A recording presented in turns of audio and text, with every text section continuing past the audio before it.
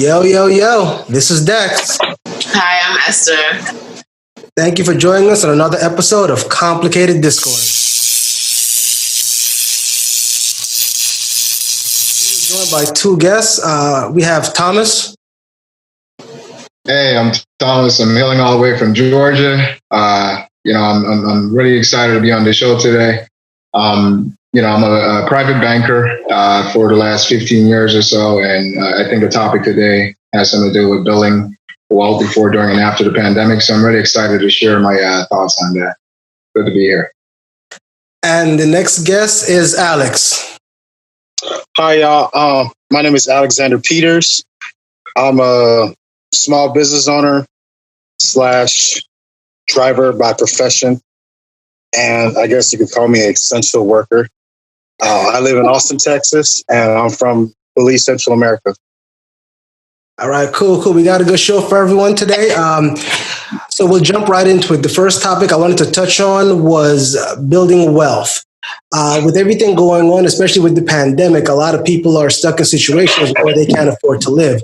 They can't pay their bills. They can't, buy food. They can't do the essential things they need to sustain life. And a big problem is that we never thought that this would happen. So we didn't put ourselves in a place to where we can live off of what we have. We can live off of what we have stored in the banks and whatever. So we're going to try to discuss different ways to build wealth before, during, and after the pandemic. And for that, why not bring in a professional? So Thomas, what do you think? What do you think we did not do in the first place to put ourselves on better footings to handle a situation like this? Right. That's a great question. And I'll pay you later for calling me a professional. Thanks. So here's what I really think. Building wealth before, during, and after the pandemic. The first and the last part of that question, like before the pandemic, what you do before the pandemic and after, I believe would be the same thing. All right. And I'll talk a little bit about that. So the first thing you have to do is really understand what wealth is. If you go around the room and you ask everybody what's wealth to them, you might get a different answer. If you look at the dictionary meaning of wealth, it says, it's an abundance of money and valuable possessions. Well, I beg to differ. I say that wealth is a state of mind, and I'll tell you why. Having an abundance of money and valuable possessions, those I consider to be attributes of wealth. All right. Let me explain why I say that. I'm sure we all would agree if I say I make $300,000 a year. All right. I drive several fancy cars. I live in a huge house on 5 acres, and I'm taking trips every so often. Would you perceive me to be wealthy? Yes or no? I would perceive you to be doing well. Yeah. Right. If I'm able to do all that, that's the dictionary meaning, right? An abundance of money and valuable possessions. When jewelry, this, down the third, right? But what if I'm only able to save $500 at the end of the year? I'm not truly wealthy, right? Because I don't know how to handle my money. So wealth is a state of mind in its simplest form. All right. And that state of mind is self-actualization. And that's where one actually recognizes their true potential, their skills, their talents, their strengths, their weaknesses, and have worked hard to develop on that and master it, right? And once you do that, you're in the position to do the right things to achieve the next step towards building wealth, and that's financial well-being. And that's basically financial freedom, being able to pick up and do whatever you want, go wherever you want, buy whatever you want without worrying about cost, all right? Once you've achieved financial well-being, you now have discretionary funds because you're good at budgeting and saving. You have the discretionary funds to invest into different vehicles that can drive or build wealth. All right.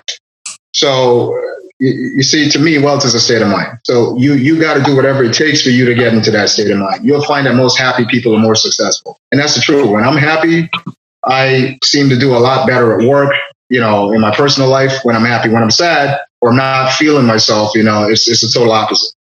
So, it's just a state of mind. You got to get into that state of mind. Once you get into that state of mind, you'll have the necessary tools, to build wealth or drive wealth.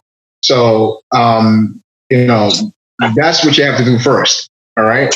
If it takes, going back to school, getting your bachelor's, coming out and then hitting the job market and finding a high job so that you can do the things that would acquire the abundance of value of possessions, then that's what you did, right? So to me, that's wealth, and that's how you build wealth. You got to take those steps, and you can't take shortcuts.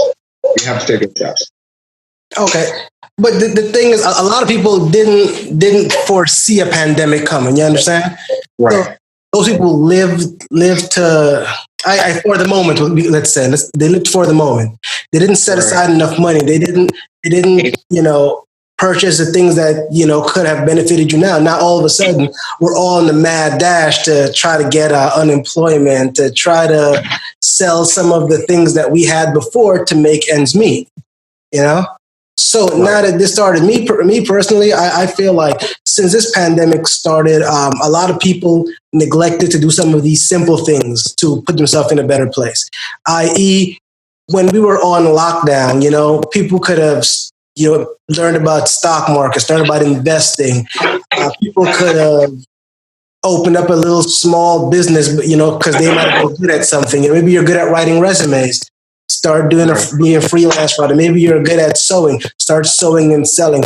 A lot of people, and you've seen that driven up a lot. A lot of people started like myself, started a lot of podcasts to try to make money. At this point, do any of you feel like there's something else that we could have done during the pandemic, during the lockdown, during the stage 1 and stage 2 to benefit ourselves so we're good not only now but once we get out of this?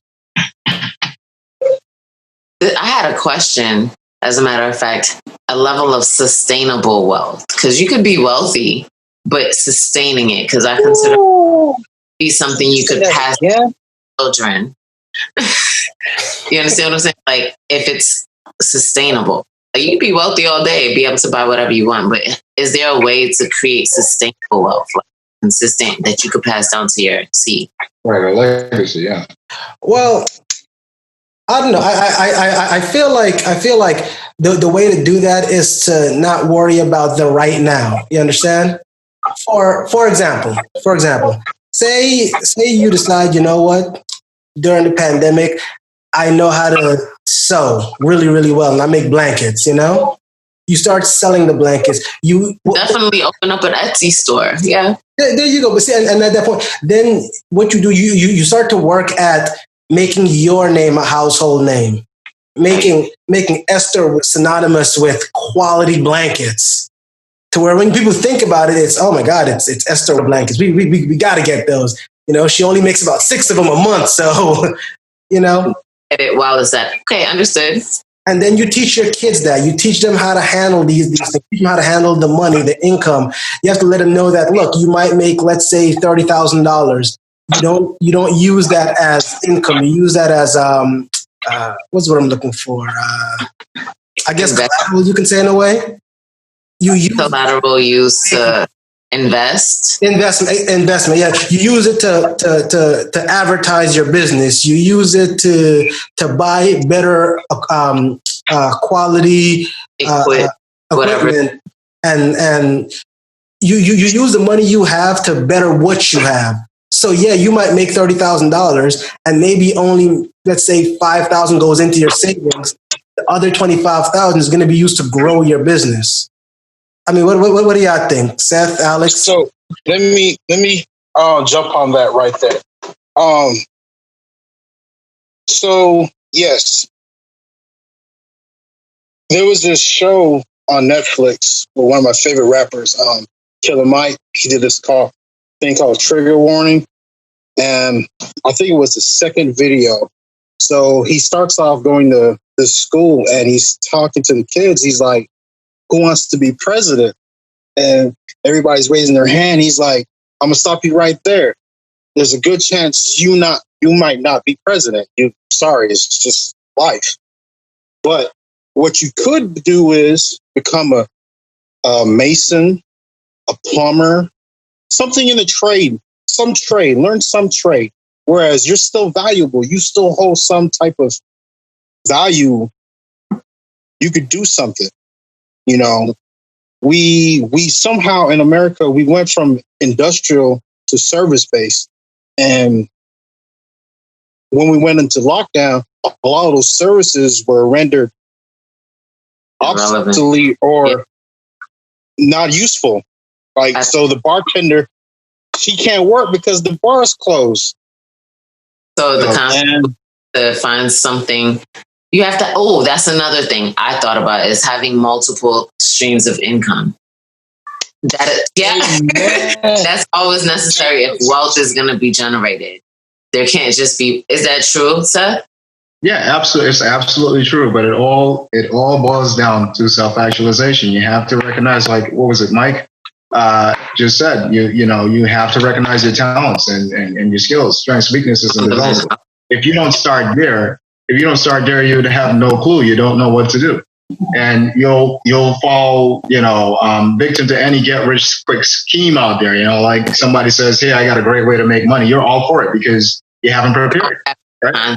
So you have to know what you're capable of doing. Ask somebody, hey, what am I good at? What am I bad at? During these times, you want to find an avenue to make some additional money, some extra income because you're not working or whatever the case is. You have to sit down and do some rough self-reflection, and find out what you're good at and then capitalize on that. If I can give you a really quick tip, something really simple. You want to know how to build wealth during the pandemic. If you are working a decent job and you're one of the lucky ones that are still employed and you have retirement benefits, now is actually a good time to max out your 401k. Think about it. You're buying shares in your 401k while the market is fluctuating, right? This is what a market does, right? Your hope is to contribute a little bit more than your employer matches. When you do that, you're hoping to buy when the market is here. So when the market shoots back up, you have a gain, right? Now you can do that until this pandemic corrects itself, and then you can scale back and go back to contributing what you were in the past, right? That's one quick tip. Somebody mentioned starting a business. That's not a bad idea. There are plenty of things you can do. There are plenty of options out there. You can Uber. Uber is still active. You can DoorDash. There's this, I don't know what it's called, but you can go shop for people and deliver it to their door and get paid for it. There's so many things you can do. In Instacart, right? I'm sorry. Excuse my ignorance. But then there's so many things you do. You just have to open up your eyes. You can't just be blind to what's going on around you. You have to pay attention to everything and have a global view of what's going on in the world, not just in your country. And you'll find ways. You'll generate ideas and ways to make additional money. It's really not that hard. It's not. So looking at supply and demand, like see what people want. Well, here's the thing. Just like you said, go ahead, Pete. No, look at this. I want to say it was last year or the year before. White Claw, hard seltzer came out, and they cornered the market because there wasn't anybody doing that. Now look at the market right now. It's completely saturated with hard seltzers. Everybody's doing it. With hard what? Hard seltzer. Like White Claw. Yeah. Notice like it was just them. And then look at the market now. There's Budweiser doing it. Smirnoff's doing it. Corona's doing it. It's trash. Another one came out, Truly. There's a bunch of them now. Everybody's doing it. And I believe in an open market, free market. That's cool. But you got to understand, like, at this point now, is it even worth getting into the market when it's already saturated? Or think of something else. Like last week, I was in one of the supermarkets and they're selling Jello shots. I was like, Jello shots, but it's not liquor. I was like, wow. Yeah, that's what I'm saying. You have to find that. Exactly. I've realized a lot of the time people don't know what they want until you tell them they want it. That's true. That is very true. Actually, you know who said something similar to that? Ray Kroc, the founder of McDonald's. But hang on, Pete. A little bit of background, everyone. I know Pete because we deployed together. Pete, he wasn't in the military. He wasn't in the military, but he was attached to my unit on my second to last deployment. Is it attached? Yeah, because he was a civilian, man. He was that guy that you was looking at like, I hate you. You do the same job I do, but you're making 6 figures, man. I'm gonna murder you tonight when no one's looking. That's why I got out. That's why literally I got out. I got out. I was a 62 Bravo at the time. I was making roughly about $32,000 a year as a specialist. 6 years in. Got out. When I was with him, I was making $89,000 a year. I do find that they military peanuts. I don't like that. So you're wealthy. No, I'm not. I'm smart. I'm smart. But you gotta. That's part of it, man. With the same logic, as this whole pandemic thing is going on, Pete decided to is it Uber you're doing? Yeah, I do Uber Eats. I used to Uber, but because I didn't want to contaminate myself and my car and my friends and family, I just do Uber Eats. He also has you own your own little small clothing business, correct? Yes, I started last year. It's called Alexander Benedict, and it's getting there. It's getting there. The hardest part is trying to gain capital for it. But anyway, you know, it's crazy you say that. One thing I've realized about people is people will sit down and say, "Oh man, I started my own business and I haven't made $50,000 this week, so I failed and I'm going to quit." But then turn around and go and spend $200 on a bottle of liquor. You're not gaining anything, but you're complaining because you're not gaining anything.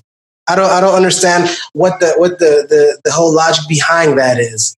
It's a mentality. It comes from where we all grow up in. You hit it on the nail.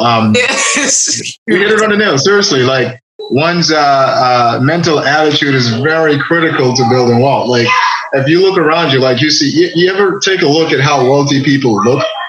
Yeah. The people, the CEOs are walking around in khakis and white T-shirts, and the people that work for them are dressed up in 3-piece suits and ties. You know what I'm saying? They know what to invest their monies in.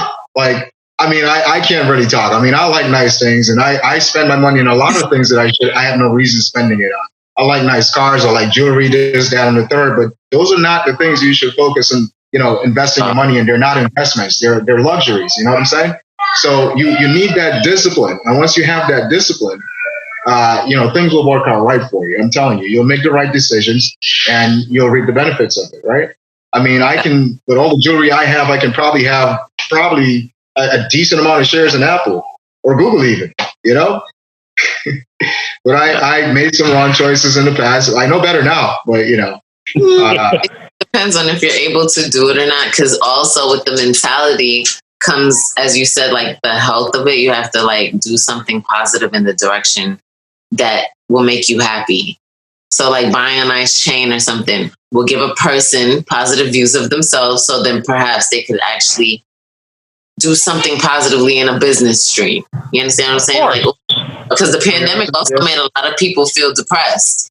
You understand what I'm saying? Like, I don't know what to do. I feel lost. And then they got some unemployment money and they were able to go buy some lobster that they couldn't before. And it's like, again, That's all good and dandy, if I can interject, but that's temporary happiness, right? Okay. Yeah. Whenever you picked up, when that piece of jewelry gets old, what happens? You're sad again. You got to work in a permanent fix. It's a lifestyle, not just the luxuries, but the whole lifestyle. I mean, you got to work out, exercise, you just, it's the whole lifestyle, So let me ask one other question.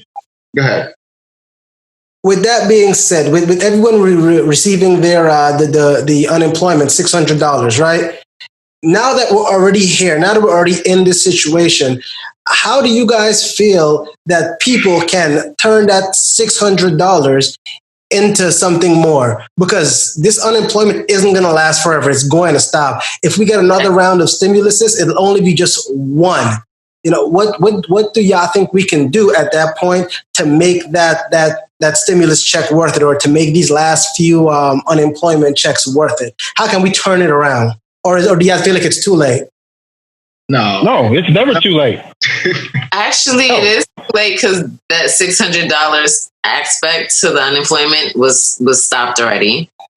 So hopefully people were saving the $600 a week from prior to, and then they would have a lump sum of money that they can work with moving forward. But somebody else has a view on this one, how to make it work, would be to put the money to the side and actually invest it or start the business. That's a good. I'm sorry. Personally, how I feel about it, it's never too late to do anything. You just have to first sit down and realize what the market's calling for, because the market's there. The demand, yeah. The demand is always there. Especially nowadays, we've more ventured to a more service-based industry. So there's always things people need, especially when it comes to convenience. So yeah, I mean, the market's there. You gotta feel for it. You gotta,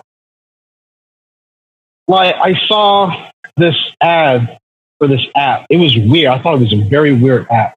So it was kind of like Uber, but a security version. Like you would go through the app, and the app would tell like your parents or your bestie that where you're at. It's weird. I thought it was very weird, but with the whole coronavirus protest and everything, everybody's on high alert. So I thought that was pretty weird, but it's a market. You know who's not going to like that? You know who's not going to be in the market for that? Guys with side chicks, okay? But I was going to say it's beneficial for parents with children who want to just roam and they know where they are. That's a pretty good app service. Let me have a private eye, check my child while I'm watching Netflix. Yeah. No, yeah, that makes a lot of sense. A lot of us don't like to do anything for ourselves anymore. I think like the new generation forgot what it's like to go to a library and look for information because everything's on Google. Right. So it's definitely a service-based world in which we live. Someone who can do something for me. What were you going to say, Thomas? You were going to say how we can... To add that, yeah, I was going to say that was actually a good question about the stimulus checks. If it's too late to do something, I'm going to play devil's advocate. Like Mike said, it's never too late, but I believe it all depends on your individual circumstance, right? So, you're talking about taking the money from the stimulus check, saving it up, and using that to, give yourself a jump start to start your own business or something. But it depends on your individual circumstance. I say I'm a big believer of not varying from the stages. You got to stay in line. Walk that straight line is the fastest way between any 2 points. Okay, don't take shortcuts. And what I'm trying to say is that you gotta. I'm going back to self-actualization, recognizing your talents and skills, and developing it, achieving financial well-being, then achieving wealth. So if you get that stimulus check, all right, but you're loaded, you're drowning in debt. Why use that check to start a business? Pay down your debt.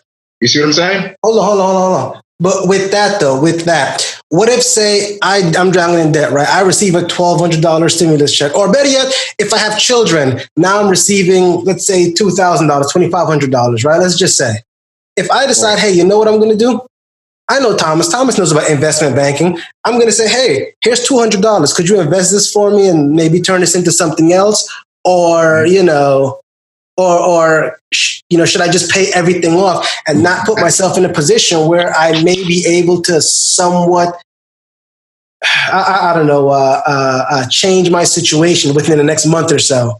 Because like you said, that stimulus is only a one-time thing. It will run out. What happens once it runs out? And if I can put myself in a position with maybe $200 to better myself, why not take that opportunity? You understand what I'm saying? Yeah. So, still, I would tell you to, I wouldn't do it. If you're loaded in debt and you don't have, so first of all, what we tell people in the industry, you should have 6 months of living expenses saved up in a savings account for emergencies. I've heard that. If you don't have that, we can't invest your money, right? You have to have some sort of fallback money or savings. You only invest discretionary money. And let me explain to you why. Because you take that $200, right? You're backed up in debt. You give that $200 to me to invest and make something out of it, right? But then you run into a financial difficulty. You're going to come right back to my office and say, hey, Thomas, can I get that $200 back? I need to pay for daycare, right? And then I have to go sell the shares, and then you're going to have taxes. You might make a loss. So you just basically, put yourself in $200. Right?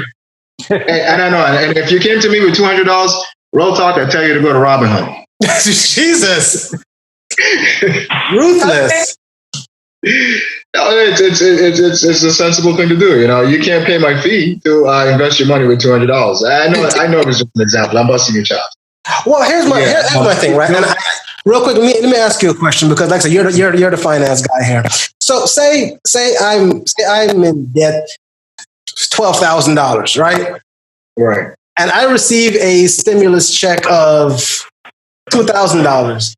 At the end of the day, will that, if I'm in the $12,000, if they're telling me you pay this entire $12,000, or we're cutting you off of everything, what is my little, I'm sorry, if they say, you're in debt, this is $12,000, what is my $1,200 going to do? At that point, if it's going to do nothing, if they're still going to cut me off because it's only $1,200, why not take that $1,200 and turn it to $12,000? Maybe it might take me a month or so, but if there's a possibility, that you can turn this into something bigger than what it is, and then a month I could pay that off completely, why not take that chance? One word: interest. Interest. Because you still owe, and on top of unpaid interest, which grows, the interest never goes away. I understand that, but even if I pay the $1,200 that I have now, it's still going to gain interest. In fact, it's going to gain interest. You're going to cut me off anyway, and I'm still going to be left with a level of debt I still can't afford. So here's what you're not getting, right? I'm sorry, I didn't mean to say not getting. Here's what we're not understanding. You can't cheat the process, right? If you don't have financial freedom, you shouldn't be investing. You ever seen Mad Money? I forgot, Jim Cramer, right? He was giving a tip on one of his episodes about investing in stock, right? He said, first you need to get a global view of what's going on, and then you narrow it down to an industry. And when you narrow it down to an industry, you narrow it down to a particular stock. If that stock is out of your reach or is too expensive for you to purchase, then it's not for you. You don't invest. So what I gathered from that is, if you're burdened with debt, you shouldn't be investing in the stock market. If you don't even have savings, if you don't have savings in the bank in case of an emergency, why are you investing in the stock market? You're just creating a situation that's difficult to get out of, because if you run into a financial difficulty, you got to go pull the trade. You pull the trade, you can make a loss. You're in a worse position. So you have no reason whatsoever, investing monies in any vehicle for that matter, if you're not debt free, if you don't have discretionary income. The only thing you should be investing is discretionary income. Monies that you're not going to need for a long time. Because the market, here's the thing about the market.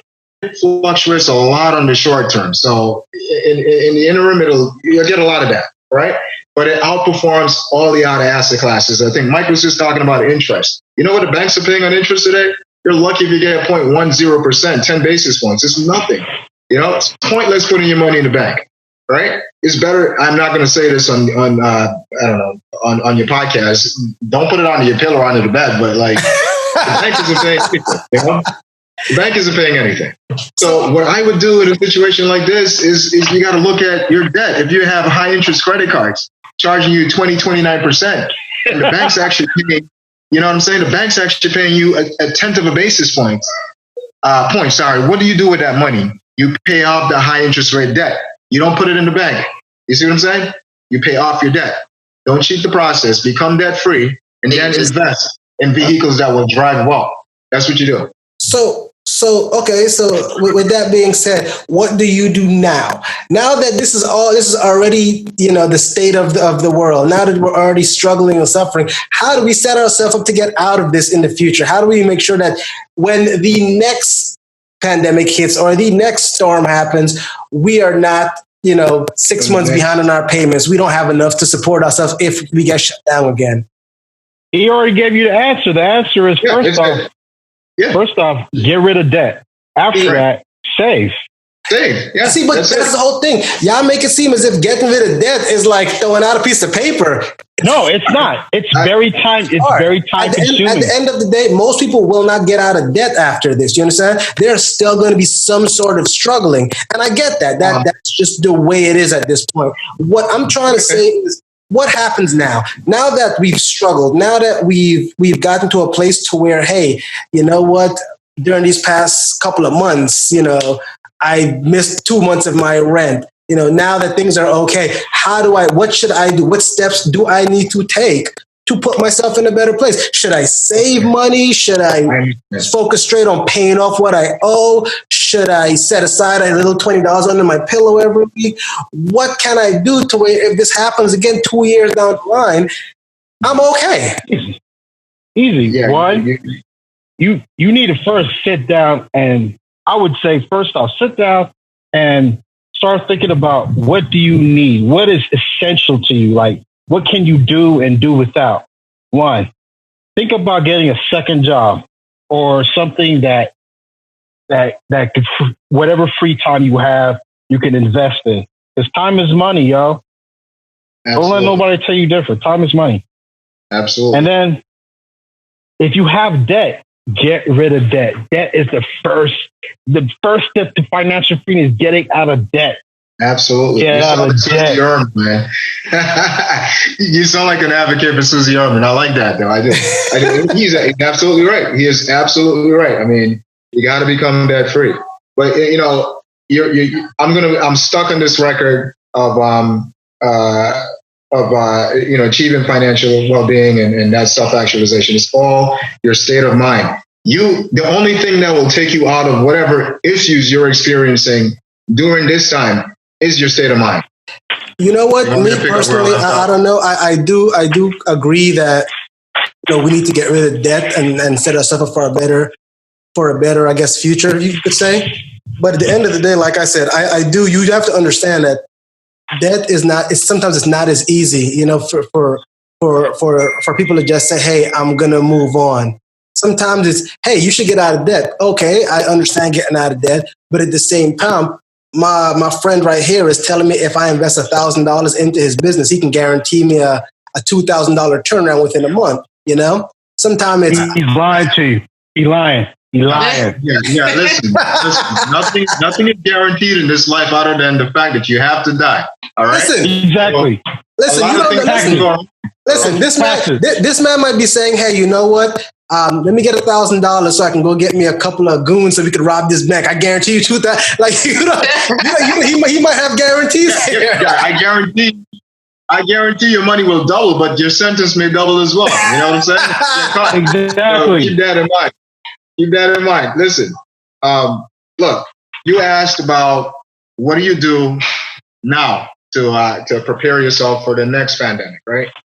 Hold on. Before you answer that, here's what I want you to do. I want you to talk to us like we just walked into your office. And we're sitting down. We're your future customers. I want you to tell us what you would tell your future customer if I came and said, "Hey, look, with everything going on, I want to put myself in a better place for the next 2 years." And you asked me, I'm like, "Yeah, I got a little bit of debt and so on and so on." What would you tell me? Well, I'd have to look at the full picture. So I'd have to know exactly what your debt looks like, your debt makeup. I'd have to know what your income looks like, and then I'd have to get an idea of your goals. Well, what are you trying to achieve? Yes, if paying off debt is first and foremost because you're burdened with it, we'll come up with a plan to do that. And I wanted to talk about that earlier. Paying off debt doesn't necessarily mean taking all the cash assets that you have and just getting rid of debt. Not necessarily the case. There are different ways that you can do it. You can look at a debt consolidation loan and have a plan to get out of debt in 3, 4, 5 years. It doesn't have to be all in one shot. But what I'm saying is not to cheat the process. You stick to it, become debt free, gain financial well-being, and then try to build wealth. So it's a plan. It may take longer than your buddy coming up to you and say, "Hey, give me $1,000 and I'll double it by investing it into my business." Don't. That's a get rich quick scheme, if you ask me. I too good to be true. I'd leave that alone. I'd stick to the plan. If it will take me 5 years to become debt free, and then I know I have X amount of money at my discretion that I can invest in vehicles that will drive wealth, I'll look forward to that 5 years. And in the meanwhile, I'm working out of stuff, to help me get to that stage or that mental what was I saying earlier? The mental status of self-actualization, I'll work on everything else that needs to be worked on, right? Now, one thing that I find works for me is, if I were to depict wealth on canvas, here's how I would do it, right? And I'm gonna get a little bit controversial. I don't know what your thoughts are on this, but I would depict it as a subset. I would have a large circle, right, and a smaller circle in between. Now, the smaller circle in between, that is the top 1%. That's wealth. That's where wealth lives. All right. The outer circle is everybody else. Call it minorities, whatever you want to call it. The people that don't have access to wealth. All right. Now, our parents, and I'm sorry, I love your mom and dad, but y'all taught me that I should go to school. I should sit in the front of the class, listen to my teacher, do my homework, get good grades, graduate, find a job, find a woman, get married, have kids, buy a house, live the American dreams. Live the American dream. All right. That's what we teach our kids. And so that's the circle, right? We teach our kids that because of certain limitations that we figure, hey, we can't break it. So let's do our best. So we'll teach them to do this and live the same lives we live, right? But what happens is we pass that on to our kids and our kids pass it on to our kids, and you'll never break that cycle, right? Now, the outer circle, the inner circle, that's the top 1%. They teach their kids the same thing. Go to school, sit in the front of the class, listen to your teacher, do your homework, pay attention, graduate, start your own business, become an entrepreneur, the source that drives wealth for others, all right? Okay, that's the difference, all right? In reality, we teach our kids, and I'm going to say black people, we teach our kids how to achieve financial well-being and be comfortable. Yeah. And Caucasians, the more affluent, right? The more affluent. There you go. They teach their kids how to become entrepreneurs and how to pass on legacy. You know what I'm saying? So that's generational wealth. Right. Exactly. I like that word. So now, in order for you to break that cycle, you have to stretch, and you got to get really uncomfortable. You have to disassociate yourself with how you got, every culture has good and bad, right? You disassociate yourself with the bad of your culture and embrace the good. All right. You want to create good habits or new habits. For instance, you want to be well informed. So, like I said, pay attention to the news. Get a global understanding of what's going on around you, right? So that you can basically have conversations with wealthy people, right?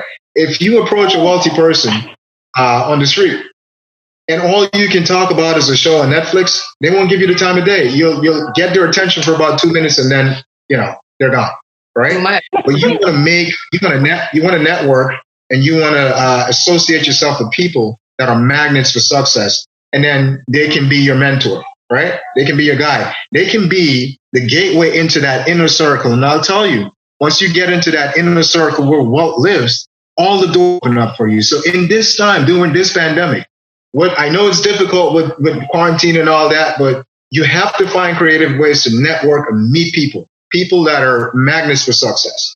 Go on LinkedIn, hit somebody up. Hey, how you doing? I see you've been working at FYC for so many years. How you like doing it? Start a conversation. You have to find creative ways to network in today's environment. Super Saiyan? And networking will get you into that. And all the doors will open up. You might be, I'm sorry? No, I'm sorry. I was asking Pete if you turned Super Saiyan. He's over here like, ah! No.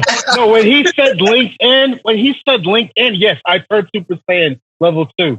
No, when people don't have a LinkedIn account, like that's absurd. Yes, it's ludicrous. Absolutely. I have everybody. I don't understand. Oh my God! You feel pretty strongly about that LinkedIn, huh, Pete? No, LinkedIn is amazing, man. It's literally it's good. It's literally like Facebook for your resume. That's what I was going to say. And it's a great way to meet people. You don't have to go to a bar and expose yourself to the coronavirus, to network and meet people. You get on LinkedIn and you inbox them. Hey, tell me about what you do, how you like it. How do you get there? How did you get there? What is the process? What do I have to do to be like you? Well, Seth, Now that you talk, what was that? You spoke on passing down, little tidbits from from the older generation. I'm gonna use that as a segue into our next topic. We're gonna talk about a little about religion and spirituality. Knowing your father was a pastor, I believe it was. And he still is actually. He's Okay, let's not talk about that. You should have some input on this. My question about religion and spirituality is we've seen that there's wars fought about this. People are killing each other and disagreeing on this, and have been for hundreds of years, hundreds of thousands, millennia. Exactly. It's a hot button topic. My question is, prior to the introduction of Christianity and Catholicism to Black people, to the slaves that were taken, what did we believe in? And more importantly, what happened to that belief? Why did each generation water it down to the point to where now it's not taught anymore, I mean, if you look at the Native Americans, they believed in wind spirits and fire gods and things of that nature. And up to this day, if you meet some of them, they will explain to you that their parents still teach them that. That's still something active in their tribe. They understand about Jesus and God, but they choose to pass down the education of what was believed in the past. Why do you guys feel like we don't do that? Because I feel like prior to Christianity, we believed in something. I don't necessarily know what it is. When I researched it, what it said is it was kind of like they said that we believed it was spirituality for the most part, to where everything that we did in life was intertwined with religion. So, getting up in the morning and putting your energy into getting things done was intertwined. But again, that's just what I found. That, you guys might have found different things. You guys might have seen different things. My question is, why is it that we stop passing that down to each other? I understand that because of slavery, Christianity was beat into us. It was, this is what it is, and either you believe it or this is what's going to happen. But at the same, great choice of words. Shut up. It was beat into us. You're right. But hold on. But at the same time, why is it wasn't? Hey, you know what? This is what we're being taught. But I want you to know this, but understand your roots, understand your background, and where this came from. What are your thoughts on this? I'm gonna say, who's gonna go first? Ladies go first. ahead. No, go ahead. Ladies first. Thank you. No, I was gonna say. Well, wouldn't you go first if it was ladies first? I mean, he is the biggest lady in here. Ooh, you're not talking about me, are you? That's between y'all. I'm talking about Pete. Oh, okay. Really?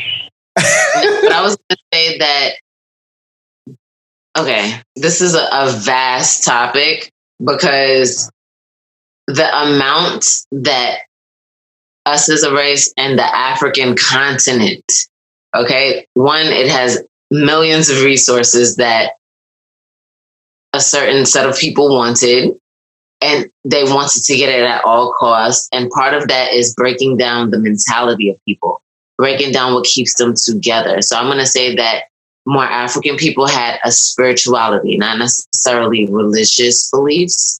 You understand what I'm saying? Like they would more deal with their ancestors. And then every single country in Africa has multiple different tribes, and each different tribe had different beliefs, for lack of better speech per se. So one, you're separating families, you're separating people, and you're breaking down the foundation of their spirituality. So no, they're not able to have it be taught, especially if they went into specific tribes and did the transatlantic slave trade. You understand what I'm saying? And then even here, we're not taught about our history because it's not there to be taught, if that makes sense. It's not written. It's more verbal. You understand? If there's no one there to verbally express it to you and no one who is there to teach it in the first place, how are we going to pass it down? It was just to like constantly break us to forget where we came from. So this is all we have to hold on to. I mean, I get that, but my question is, why choose to not pass it down? Now, I understand that they might have intermingled different tribes, so it was kind of hard to stick to one religion or one belief at that point. But once you have a child just like how, for example, my daughter, for example, my 7-year-old doesn't believe in Santa Claus. She Child. Yeah, she came and she asked me about Santa Claus, and I tried to sugarcoat it a little bit. I did for like a year or two. Then after a while, it was no. I want you to know that mom and dad work hard for this. We do you do good things and you earn these things. So my daughter doesn't believe in Santa, but at one point I did try to teach her. But as she got older, it was no. I don't believe in it. This is what I feel, and I made the point to inform her on both aspects. Like, listen, this is Santa Claus, and this is not Santa Claus. And she made her choice on what she wanted to believe. You understand? Now she chooses to believe on the elf on the shelf, and she likes little stuff like that. And I can't even say necessarily she believes it. I feel like she knows that we move it and we do all this stuff, but it's just kind of a way for her to bond with us. Like, hey, this is what we do. My question is, why wouldn't we have just taught the younger generation the same thing? Like, look, this is Christianity, but this is what we believed prior to this. Because there was that mental psychological breaking down of a people. That's where it comes from. So they use religion. Can I? Yeah. Go ahead. No, I'm just saying. I really feel like religion was used as a vessel to break. It was a tool. Exactly, to break people away from what they logical. You understand? So if you kind of psychologically get broken, you're going to forget where you came from and forget what you need to do in terms of passing things along. As a race, we're like really persecuted from how we look, what we believe in. So we're constantly being beat down, saying like, you shouldn't believe in this. This is the only thing that matters. And in order to survive, we did have to forget where we came from to a certain extent, because we're going to be killed if we try to learn how to read, if we do our own spiritual things. You understand what I'm saying? That's how I feel. And I get that. The thing is, a lot of slaves at that point thought that, hey, you know what? You're going to kill me for this, but I'd prefer to do it anyway. That's how much conviction they had in what they believed in. Now I wasn't there, so I can't necessarily say, hey, this was the best thing or not. But I can only speak of some of the choices they made, what we know about. I mean, but hey, Thomas, you grew up in a religious household. What do you think? Well, so I agree. I'm sorry, I'm having technical difficulties on my side. What's the young lady's name again? Esther. I'm sorry, Esther. Okay, like the Bible. Like the Bible, yes. Old Testament. Or like Esther Baxter, for those of us who remember who that. Oh my God! Stop it. It's a good thing. So I have to agree with her. Like it's kind of like survival. We went into survival mode. It's not. I wouldn't say that we didn't pass it down, because look, I'm pretty sure some of you remember your great. I remember my grandparents telling me stories. About about traditions and stuff like that. But a tradition like that. I mean, what did we worship pre-slavery? We worshiped sun gods, moon gods, this, that, and the third. I mean, can you imagine if we chose to do that today? The ridicule that we would face. What I'm saying? So it's really protecting our image. We already have a bad one as it is. I mean, people perceive us to be a certain way, and not all of us are like that. So that's one more thing to add to the list. I mean, to embrace pre-slavery religion or spirituality. I feel like that if that's something you want to do, you need to do that in the privacy of your own home. You need to get like a spiritual room, not a prayer room. Like, get a spiritual room. You go in there and you practice that if you want to. But you will be ridiculed if you do that publicly. I don't think that will ever be accepted. We have evolved as a people. You know what I'm saying? And forced to forget our old practices based on societal trends, right? And us trying to fit in. We've spent our entire lives trying to fit in, and we probably will spend the rest of our lives trying to fit in. Let me ask you a question. Like, sorry to interrupt. Sorry, but from what you're saying, let me get. I wanted to say that I'm the kind of person. I grew up in a. Go ahead. So, just a quick question for you. So, Yeah, you have a daughter. I've seen your daughter. Do you teach her about Jumbi and Obia and all these things from back Come home? on, man. Oh my God. Yeah, And that's to the I scared the spider. heck out of the one. And see, and that's my point. That's my point. We are West Indian, but we still Right. teach our kids about this that was believed prior to Christianity. I tell my daughter about Obia. I tell her about Jumbi. I Right. tell her about putting the salt across the doorstep. I tell her about when you hear the cats crying if you go outside. Yes. Like all these things, I teach my daughter. And granted, it may not be widely accepted today, but she knows about Christianity. She knows about Catholicism. She knows about Judaism. She knows about the Muslim, culture. Right. And now she knows about what we believed in back in Guyana prior to all of that, and what some of us still believe. So my whole thing is, I feel like I understand where you guys are coming from, where it's, hey, you know what? It's all about survival. We have to adapt and survive. We have to teach our kids what necessarily they need to know to survive. But at the end of the day, I feel like you can still teach them that. But on the other hand, teach them this is what you used to survive, but this is where you came from. This is what was believed in prior to that. Absolutely. So Dax, Doesn't work like that, I don't think that stuff is hidden. I mean, you can find it. You can Google that stuff and find out what we did prior to slavery, prior to Christianity. It's even taught in schools. I mean, my knowledge of what we did came from school, literally. Prior to slavery, what we did came from school. I don't know. So they never teach me that. Who you went to? Listen. Yeah, high school in Guyana. When they teach history, they but that's my point. That on the third. See, but hold on. But you learned that in high school in Guyana, right? Not here. Okay. I went to high school and junior high school in America. It's hidden here. Our religion. It's hidden here. I only went to college here in the U.S. I didn't go to high school here. But what I'm saying, what we've done over the years is we've bottled those traditions into superstitions.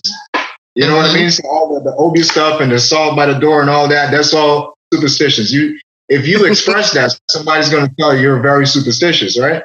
But so it's not hidden there. It's being passed down, believe it or not. Because if you know of it, it was passed down, right? Yeah. And you pass it down to your kid. So she's going to do the same to hers. So we didn't completely lose it. We just bottled it. It's now considered a superstition, right? If that makes sense. On the nail. Not necessarily. I mean, if you turn around and start worshiping the sun, they're going to put you in a madhouse. That's just You know what? I mean, you can get into your little prayer room and pray for. I was watching a movie or pray for the sun, or something, and one guy brought up God to another guy, and the person was like, "Oh, I don't believe in imaginary friends," and I never thought about it that way until he said it. Like, wait a second, an imaginary friend.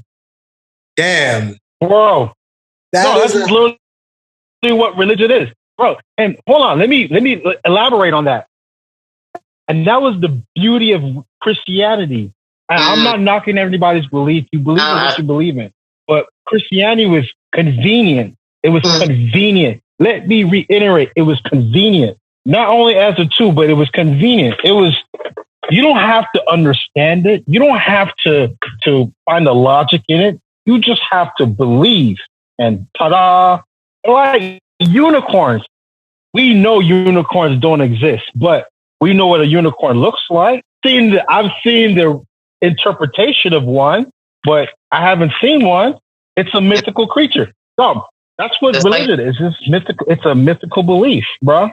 You're not going to tell me Jonah lived in a whale for X amount of days. I'm sorry. No. And it was funny. I grew up. I grew up in the church. I was an acolyte for 10 years. Dude, we taught that in primary school. Right. We prayed. Then you should know that before lunch, after lunch. Speaks in parables. And parables are in its simplest form. It's just a life lesson. You know what I'm saying? So Jonah being in the well, I mean, hey, it is perceived the way it is said, or it looks. But supposed between the lines, acknowledge it. So you know what I mean? So maybe it didn't really happen. It's just a story trying to create trying to create in God or something. I can't remember the story full enough. My dad's probably going to be very ashamed of me if he sees this. I don't remember the full story, but I remember him getting swallowed and moving from one destination to the next. I take away from that faith. It's all about what you take away from the parables, from the stories in the Bible, right? It's meant to teach you a lesson. The Bible is just a guide. You got to remember, it's written by man, That said, God spoke to me. So, you know what I'm saying? Why doesn't God speak to me so I can write a book? You might feel that way, right? But, it's a lesson. It's a guide, and you must use it as a guide. And that's why when you go to church and you listen to pastors preach and stuff like that, you take everything with a grain of salt, and you go back home and do your own research and try to interpret it. Thank you for saying that. Nobody ever says that. They're like, oh, do you read the Bible? And it says this, this, and this. And I'm like, you're supposed to read between the lines and take the lesson out of it for yourself. I don't get why people don't understand that. Listen. I personally don't go to church. Hold on. I personally don't go to church. I'm not a huge religious person per se. I'm more spiritual thing. I'm not saying I don't believe in something. I'm just not arrogant enough to feel like, we're able to name something that we didn't create. First, that's my opinion personally. I'm not saying I don't believe in a higher power. I just refuse to put a name on it. I refuse to believe that there is something up there that is just divine, that looks out for the best of everyone, because I don't feel like that's necessarily the truth, And when I speak to people about this, their biggest thing is look at the Bible. And just as you said, I always tell people, the Bible was written by man. How do we know that somebody didn't just write in there, hey, my name is Jesus, worship me? Now, I'm not saying that's not real. I'm not saying don't worship. What I'm saying is the Bible is not absolute evidence of something beyond. You understand? And okay. I think that's my biggest thing. Right. So you believe in the theory of evolution? Me? Yeah. I believe, you believe that we came from monkeys? Listen. I believe in a little bit of both. Here's my thing, right? Hold on. Here's my thing. Let me put you this way. Usually, in fact, I've had this talk with a pastor one time. Actually, we kind of disagreed on this for a moment. Because my thing is, I'm not so arrogant to feel like I know everything. So if you can change my mind, I would love for you to change my mind. I'm very much open to that, because the scariest thing in the world is not believing in a God that doesn't exist, is having nothing to believe in. You know how terrifying that is? That's a terrifying thing to live with on to have nothing to believe in, to believe that there's nothing out there, there's nothing after this. Like, that's horrifying. There's an actual song for that. There's a song for that. What's a God to a... But I had a conversation with a pastor, and I asked him, I said, hey, so, to you, God is all knowing, God knows everything. And he said, yes, that's how it is. And so he knows everything that we're going to do prior to doing it. He said, yes, that's exactly what it is. I said, okay, so let me ask you a question. Technically, he knew Pandora was going to open the box and he left it there. He knew that Eve was going to eat from the tree and he left it there. He set us up for failure. He's like, well, no, that's not the case. I said, okay, so then what you're saying is he's not perfect. He's not infallible, which again, I can live with that. But you can't argue both facts. You can't sit down and say he's perfect, but yet he makes mistakes, i.e. he made Lucifer either to be an angel or to be the devil and then punished him for it. But once some people look at it, if Lucifer is the gatekeeper of hell, then technically isn't he necessarily kind of the good guy? If he's the parole officer of hell, if he's the guard, how can he be that bad? More importantly, if he is that bad, if God seen everything and knew what was going to come, why create him? Okay. I mean, if again, like I said, I can't claim to know it all, and if someone could change my mind, I would gladly accept that. I would love to believe in something. Let me attempt to change your mind, right? So if you're the doorkeeper for a trap house, does that make you a good guy? No. Absolutely, right? Absolutely not. No. But here's why? Why not? Why not? Hold on, hold you're on. the doorkeeper. But that was my choice. Activities. But that was my choice. Listen, but that was my choice. Let me give you an example. If you make a robot that only turns pages, right? And you give him a book that's not supposed to be open, is he wrong for turning the pages? Is he wrong for doing exactly what you designed him for? If he has no other choice, if that's what he has to do, then he's not at fault for doing what he was made for. Now, here is my thing. If you made him with the sole purpose of turning pages, and then you give him a book that's never to be opened, can you punish him for doing what you made him for? Technically, you knew it was going to happen. You knew that's what you made him for. You knew he didn't have a choice. Can you punish him? We'll have choices. What you made him for? Because I don't know if you noticed. Hold on, really quick. I wasn't at a point. I did go to church, and at one point they specifically said angels didn't have free will like humans did. That was one of the biggest. No, they don't. That's one of the biggest reasons they looked down on us, because they said we had all of the free will and we took advantage of it. We didn't worship. We didn't do what we had to do. That was one of the main reasons Lucifer didn't like us as humans. He's like, they get all of the benefits and we're limited, but they still have his favor. The same thing with Gabriel. So at the end of the day, if you make something to do a specific thing, how could you get mad when it does that specific thing? Or if you knew he was going to do that specific thing, why create him just for the purpose of punishing him? My rebuttal to that is, great analogy with a robot, but you made the robot to do that. The robot doesn't have the ability to think for itself. It does what it's programmed to do, right? It does what it's programmed to do. But, you know good from bad, right from wrong. You have the ability to make choices and make decisions. So Thank you. if you were told, like, hey, your job as a human being is to turn pages, but then here's a book that says do not open, and you turn the pages, then you did wrong. So you should be punished for it. Yes, because you have the ability to decipher wrong from right. But like I said, according to the Bible, said not to open this book and turn the pages, even though your job is to turn pages and you turn around and do it, you're defying me, you're disobeying me. Yes, so I should punish you. Right? Yeah, but if you made me for that reason, if that is my purpose, then what? Then why? Because, like I said, angels did not have free will. Angels were each made for a purpose. Look at Metatron, the voice of God. His specific purpose was to speak for God. Right.